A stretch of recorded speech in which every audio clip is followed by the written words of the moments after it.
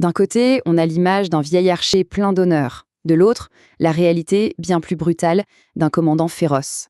Aujourd'hui, on va tenter de démêler le vrai du faux pour découvrir qui était vraiment Wang Jung une fois qu'on gratte le vernis de la légende. Je ne serai pas du même rang qu'un vieux soldat. Voilà. Une seule phrase, une insulte lancée par le grand Guan Yu lui-même et qui a collé à la peau de Wang Zong pendant des siècles. L'image du vieux soldat est née de là. Et c'est justement cette insulte qui soulève la grande question. Alors, qui est-il vraiment ?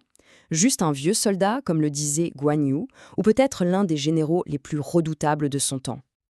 Allez, pour commencer, intéressons-nous à l'image la plus connue, celle que tout le monde a en tête. C'est bien sûr celle du héros du fameux roman « Les Trois Royaumes ».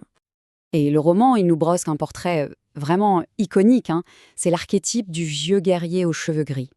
Un maître archer absolument sans égal, quelqu'un de très honorable, très humble. Il passe son temps à prouver sa valeur face à des rivaux plus jeunes, et il finit par mourir en héros tragique sur le champ de bataille. C'est une image très forte.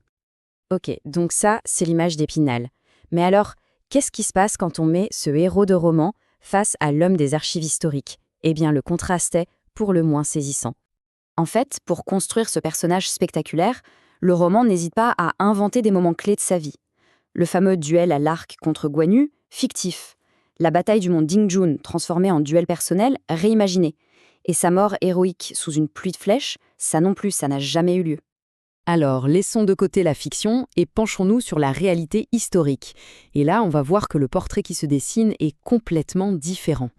Déjà, première surprise, dans les textes officiels, on ne parle pas de lui comme d'un archer. Non, le terme utilisé par l'historien Chen Shu est bien plus animal, plus viscéral.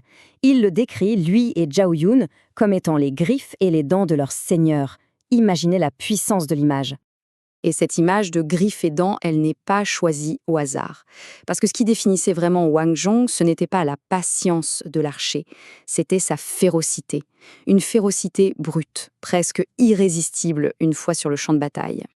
Sa réputation, il ne l'a pas bâtie sur des duels, mais sur le terrain, au cœur de la mêlée.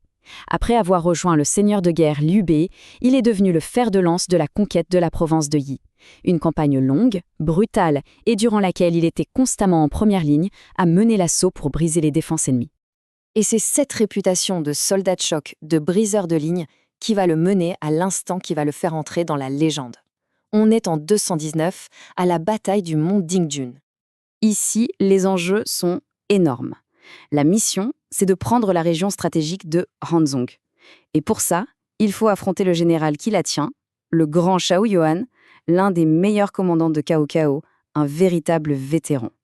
Et la façon dont la bataille se déroule montre bien qu'on est loin du duel romanesque. C'est un pur chef-d'œuvre de stratégie. D'abord, une diversion de Liu Bei force Xiao Yuan à diviser ses forces. Ensuite, l'erreur. Xiao Yuan, trop confiant, descend au pied de la montagne et s'expose. Le stratège Fa Zheng voit l'ouverture, il donne le signal, et là c'est la charge. Huang Zong dévale la pente dans un vacarme de tambours assourdissants. L'assaut est si soudain, si violent, que les forces de Xiao Yuan sont submergées. Il est tué dans le chaos. Une véritable décapitation de l'armée ennemie. Ce n'est pas juste une victoire, c'est une frappe de décapitation. En tuant le commandant en chef ennemi, le moral de toute l'armée adverse s'effondre. Et ça mène directement à la conquête de toute la région de Hanzhong par Liu Bei. En clair, une seule charge a fait basculer la guerre. Cette victoire spectaculaire lui assure donc une place au panthéon des grands généraux.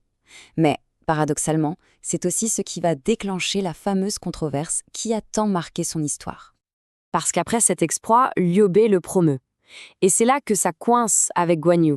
On est très, très loin de la relation de respect mutuel décrite dans le roman. Dans la réalité, il n'y a pas de duel honorable, juste la colère de Guan Yu suite à une promotion. Et il faut bien comprendre pourquoi Guan Yu est en colère. Ce n'est pas vraiment une question d'âge, c'est une question de statut, d'ancienneté. Dans la hiérarchie militaire de l'époque, très rigide, c'était un affront. La promotion de Huang Jung, c'était un acte radical de la part de Liu Bei. Il récompensait le mérite, le résultat pur, au détriment des règles établies. C'était un choc des cultures, en quelque sorte. Et la fin de sa vie, elle aussi, est bien différente de la légende.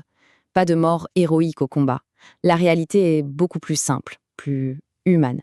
Il atteint le sommet de sa carrière en 219 avec la victoire de Dingjun et il s'éteint en 220 de mort naturelle, à peine un an plus tard. Ce n'est que bien après, en 260, que son titre posthume lui sera décerné. Et sa titre posthume, reçu 40 ans après sa mort, résume finalement tout. On l'a nommé Marquis Gagne. Le caractère gang signifie inflexible, résolu, dur. C'est le mot qui a été choisi pour le définir pour l'éternité. Voilà son véritable héritage. Pas celui d'un vieil archer, mais celui d'un commandant féroce, dont les charges étaient si résolues, si inflexibles, qu'elles pouvaient briser les armées entières et tuer les généraux ennemis. Alors, au final, une question se pose. Est-ce que c'est si important que la légende, si belle soit-elle, ait fini par devenir plus célèbre que l'homme lui-même ?